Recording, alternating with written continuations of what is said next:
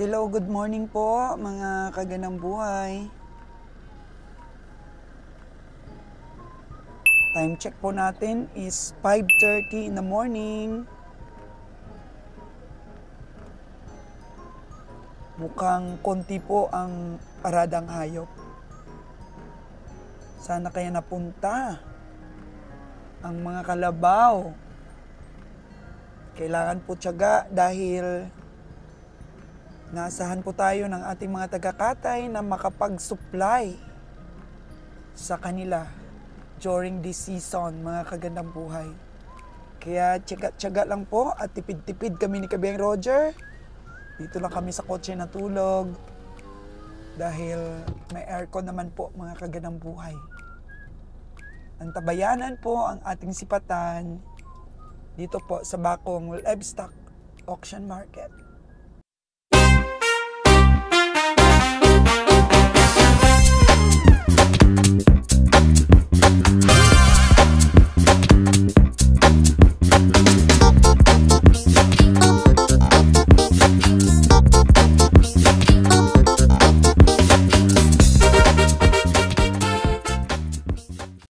Yes, mga kagandang buhay, dito tayo sa Bakong Livestock Auction Market. At ito, maliwanag na po. Oras natin is 6:00 ng umaga. Sabi ko sa inyo, mula sa aming mga napuntahan lately na mga auction market, naglabasan yung mga alaga at fattening ng ating mga farmers. Maraming malalaking mga baka, pero mahina po ang katay ng baka. Ang hinahanap po sa atin ngayon ay kalabaw. Pero mula kagabing sipat hanggang ngayong umaga, nakaisa na si Kabeng Roger. Isa pa lang, 52K mga kagandang buhay. Tingnan natin ngayon at antabayanan po ninyo ang ating Carabao hunting, mga kagandang buhay. And hopefully, si Kabiyahing Winnie ay umaarangkada ngayon sa mga bukid na kanyang pinupuntahan. Secret weapon po natin si Winnie pagdating dyan. Come on, mga kagandang buhay, tutukan pa natin ang pamimili natin. Kahit taga Cebu, naghahunting din sila, mga kagandang buhay, ng kalabaw. Andito din po sila sa Bakong Livestock Auction.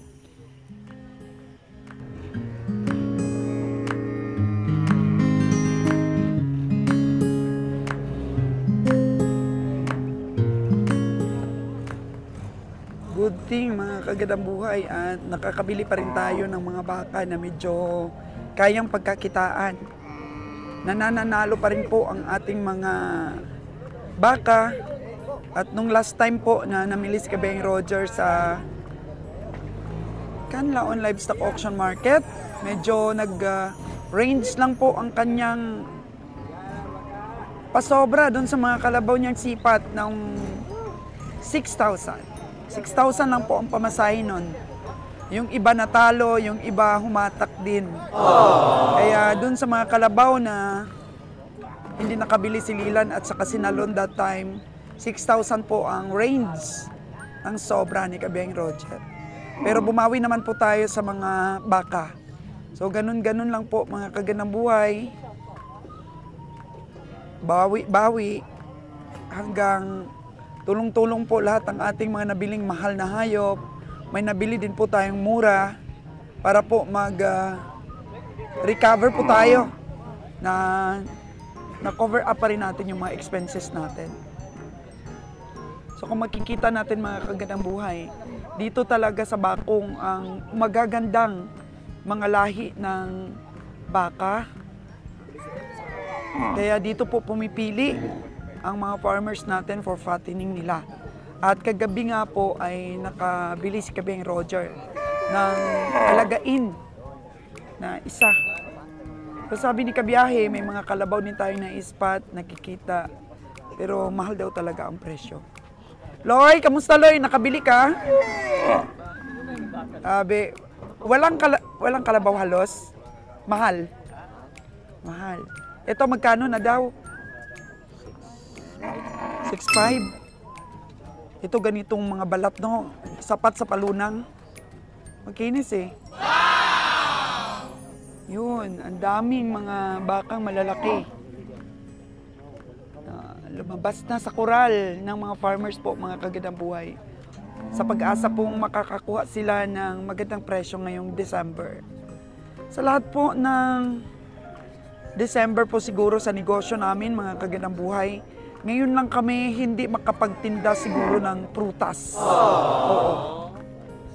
Kasi sabi ko kay Kabiang Roger, hindi muna kami magtinda. Pangalawa na pala itong December, mga kagandang buhay.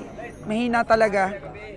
Unlike po dati, mga December first week pa lang, nagpe-prepare na kami ng mga namin, istante, displayhan ng mga prutas. Pero ngayon, mukhang walang gana po, mga kagandang buhay. Dahil bakit? Dumami na po doon sa Katiklan ang mga negosyante, mga bulante. Dati po kasi medyo konti lang. Kami pa yung bida dati. So pag ganun, mga kagandang buhay, habang mainit pa po ang iyong negosyo, ang bintahan, i-grab po natin yung opportunity. At yun pong ginawa namin dati ni Kabiang Roger. Madam, good morning. Grabe po yung bintahan namin ng mga prutas dati, mga kagandang buhay. So, nung mga nakaraang taon, medyo humina. Kaya, siyempre, hanap din tayo ng mga alternatibo. At dito na nga tayo napunta sa livestock buying for slaughter. Actually, sabi ng mga anak ko, sayang daw ang pagkakataon dahil once a year lang naman ang pagtinda ng prutas. Pero sa pagtinda kasi ng prutas, mga kagandang buhay, mamumuhunan ka rin sa sit-up mo. Kaya ang lugi lang doon sa pagpuprutas, hindi na uubos. Nag-overestimate po kami dati kasi akala namin parehas pa rin ng dati ang bintahan. Okay na rin, mga kagandang buhay, na nag-click tayo noon sa prutas. At siguro dahil may pinagkakaabalahan na ngayong iba, kagaya nitong pamimili ng hayop, di na namin maasikaso talaga. Hindi naman pwedeng pabayaan natin ito. So si Kabiang Roger talagang nagbibigay ng malaking effort sa pagprutas namin. So pag nawala po ang ating founder, hindi na po nakatutok sa prutas, talagang mahina. Sa purchasing po, si Kabiang Roger talaga sa mga native na mga prutas, pinya, kung ano-ano dyan ng mga native, siya talaga po ang nakatuka dyan sa pag-purchase. Pero ngayon, dito na siya nakatuka sa mga hayop. Mahina na po ang aming purchasing, kaya mainam na kung ano na lang ang dapat tutukan, ay yun po ang ating tutukan.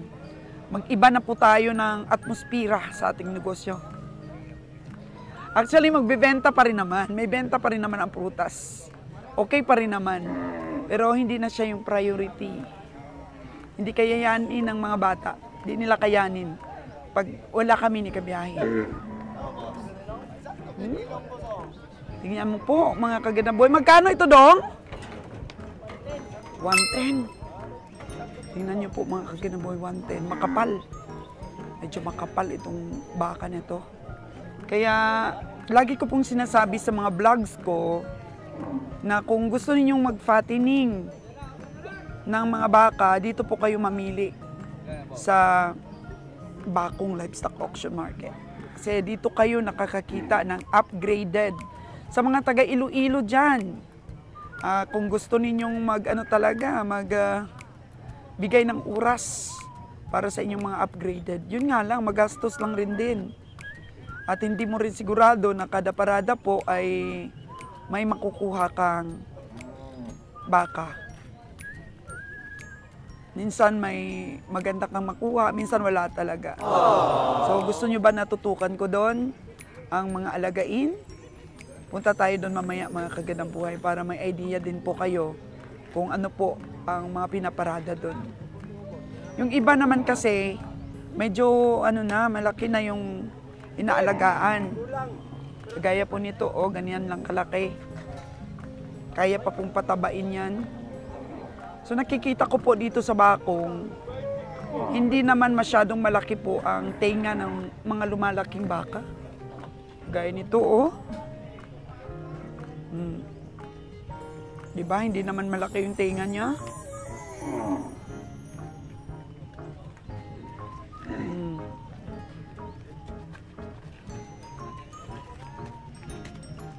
Yun. Uy, may parating. Baka din po, mga kaganang buhay. Pogi-pogi din po mga baka. Ang haba ng katawan. At bilugan. Pero ito, puro nakakural. Yun, sa kural lamang yan namamalagi, hindi naiinitan. Pero yung nabili natin sa farmers, mga kaganang buhay, walang bubong.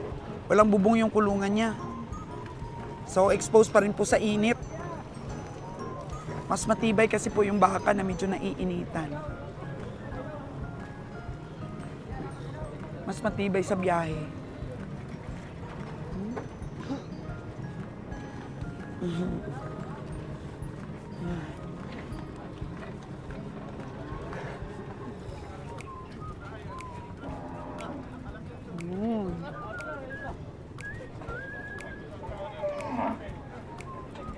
Baka nagsilabasan ang mga malalaki. Kagaya nito. Pero mas malaki pa po ang nabili natin sa farmers. Dong, pila man na, Dong? Pila na? 90? 90. 90. Asking price po yun, mga kagandang buhay. Asking price. 90. Usan na lang. Holstein. Oh. Tuyok-tuyok man na, Dong. 5-4 na lang. 5-4. Oo. Makape ng pisi. 5-4 na lang. Tingnan mo, maganda yung pag-alaga ng farmers dito sa Holstein niya, oh.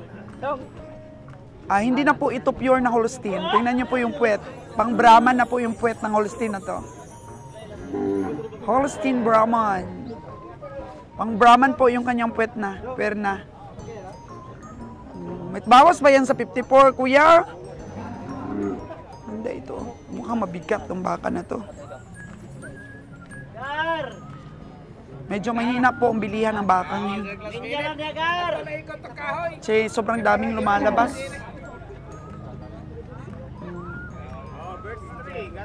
Oo, gatasan ni tatay. Pero, lalaki to, lalaki. Pang dairy po kasi.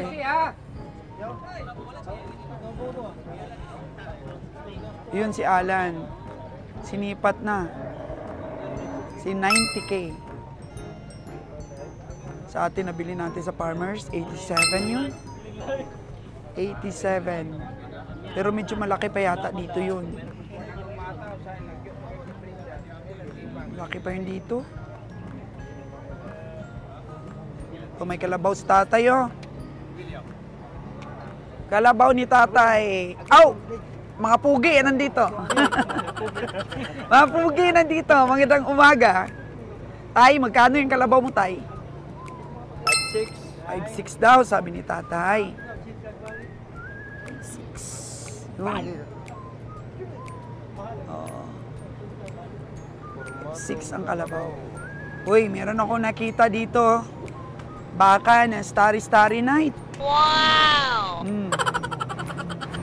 Kumukuti-kutitap, nagniningning. Ay, yung lahi ito, no? Balahibo po yun, mga kagandang buhay na pumuputi-puti. Grabe, para talagang mga bituin sa galaksi. Ganda ng kulay niya. May batik-batik. Para talagang Starry Night. Maliwanag sa dilim, mga kagandang buhay.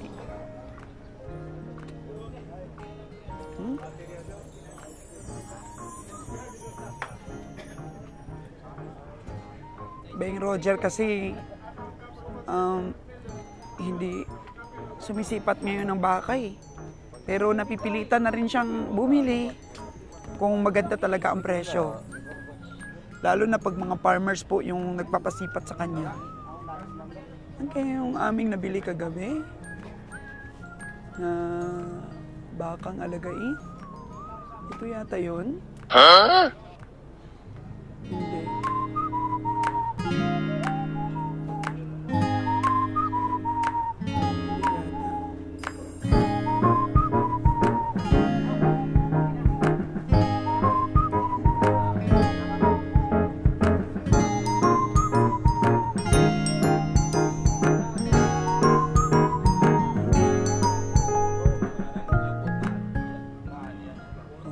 Si Busing Ali, oh, dami na niya nabiling kalabaw.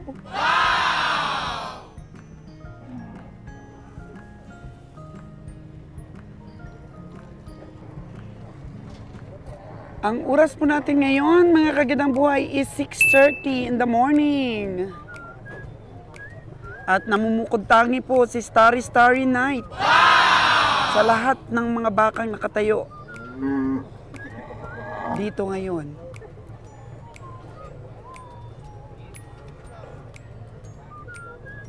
6:30, 7:30, 8:30. Mga 2 oras, mga kagandang buhay, ang sigla ng sipatan dito. Hanggang 9:30, pwede pa. So, patuloy po ang pagdating ng mga hayop.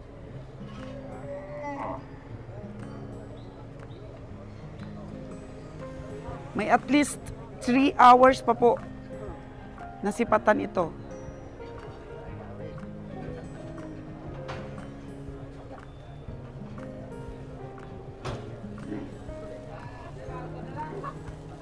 Mga truck natin. Yun. May malaki na namang baka kung nakita, kakababa lang.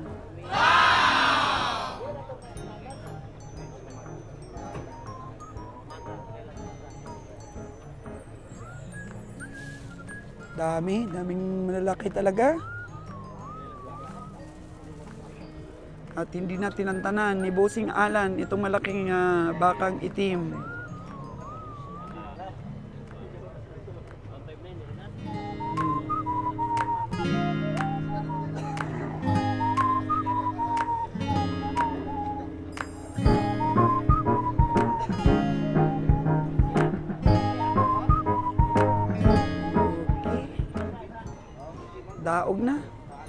Daog na, nakatanda na yung baka. Lagyan na po ng marking. Daog na ni Alan ang malaking baka na kanyang dinikitan.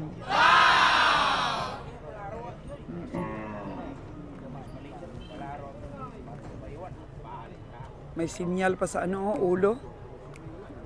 Mabigat talaga to, mabigat ang buto-buto nito. Tsaka mukhang hindi po pinainom. Mukhang walang inom po yung baka na yun. Kaya yun, dinidikitan po talaga ng mga komprador ang mga baka po na walang inom. Pero pag nakita po ng mga komprador na ang baka mo ay aalog-alog ang tiyan, sigurado malalim ang tawad niyan. Oh no!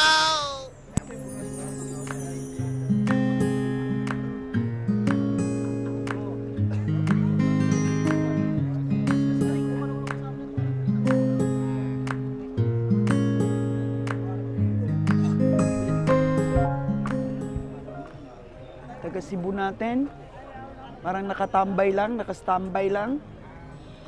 Standby. Kami pa rin komprador ngayon.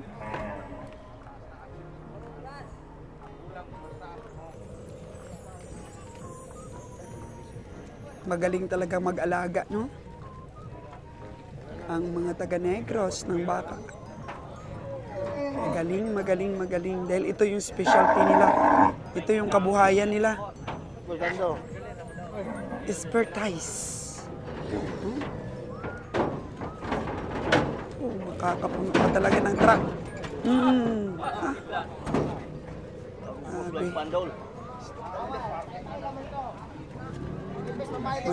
Masiglang ang mga kakababa pa lang. na mga baka. Huh? Ala, Batangas na po yung mga baka dito sa Bakong. Ala, Batangas. Ayun, may dumating na kalabaw. Dinikitan agad. Oh. Ala, Batangas na mga baka po. Diba yung Roger, nagchichismis na lang, oh.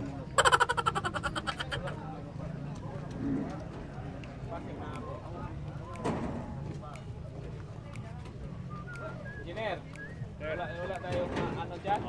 Daw dyan. Wala Ano tayong po, oh. nakita o... Pero Laki. Nako. ang laki. Oh. Yay! Ang galing ng baba niya. Dito na mo? Ang laking baka. Nara na raw? Yata na lito? Baka talaga, kabayahe? Dami, sabi ni Kabiyang Roger. Baka talaga ang marami. Lumabas sa mga kulungan.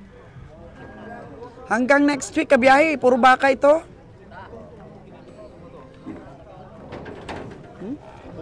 Magsawa ka ngayon sa malalaking baka dito sa Bakong.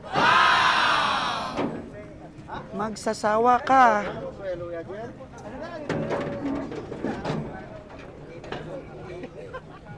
Oh, ganun lang po, pagpababa. Yay! Grabe.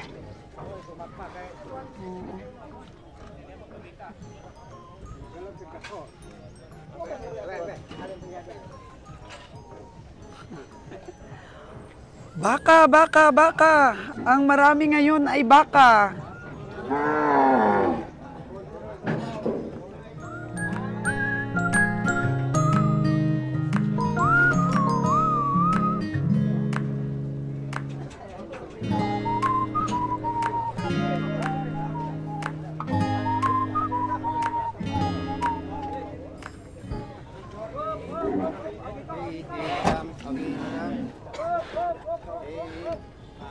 Hey, hey, hey.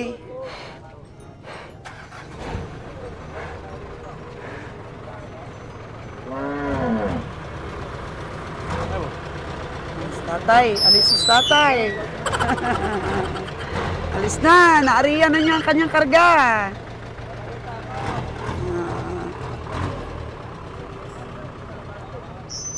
Paano ba to, mga kagandang buhay? Kalabaw no more po tayo. Puro baka. Oh no!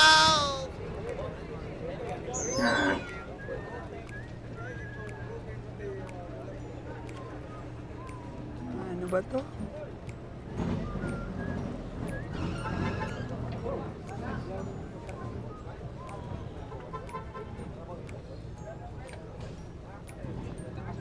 Si Busing Ali lang ang malakas. Na-harvest niya lahat ang kalabaw. Si Tatay, may dato ron panahon Oh. Mo'y dato ning panahuna si Tatay Ali. Tatay Ali, may dato ron panahon Hinarvest po ni Tatay Ali ngayon ang mga kalabaw. Sabi, daig talaga ni Tatay Ali, early bird. Alas 3 pa lang kahapon, nandito na siya. Tiyaga, sobrang tiyaga. Daog, daog! Daog ni Busing Ali.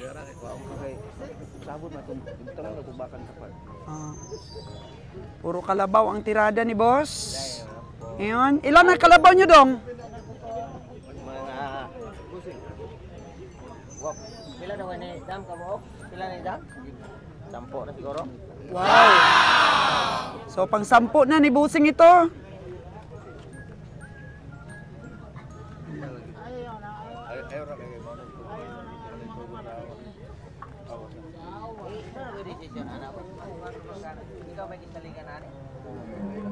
Ayun.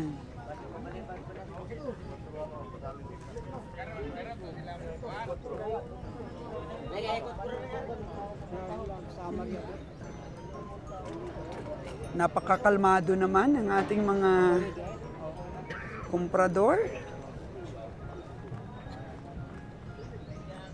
No rushing sa pamimili ng baka. Dahil kahit saang auction, maraming baka. Depende po sa presyo ni kabiyahe. Kano pagtawad niya dyan? Makuha mi sa video ani. Makuha mi. Makuha dito sa YouTube ani.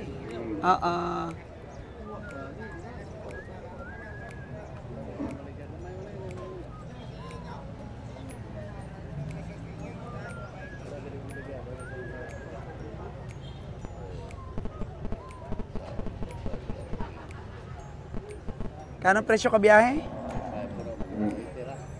Oh, payat kabiyahe, payat. 180 lang daw ang karkas.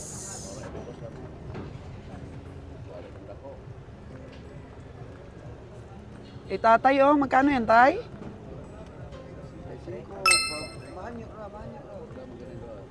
Kanang mga 55k, tay. 55. Ay? Hanyok nag 5-6. Ay, hindi. Mas ano pala yung... Duha ka tao gahanyog 5-6. Pirdi man.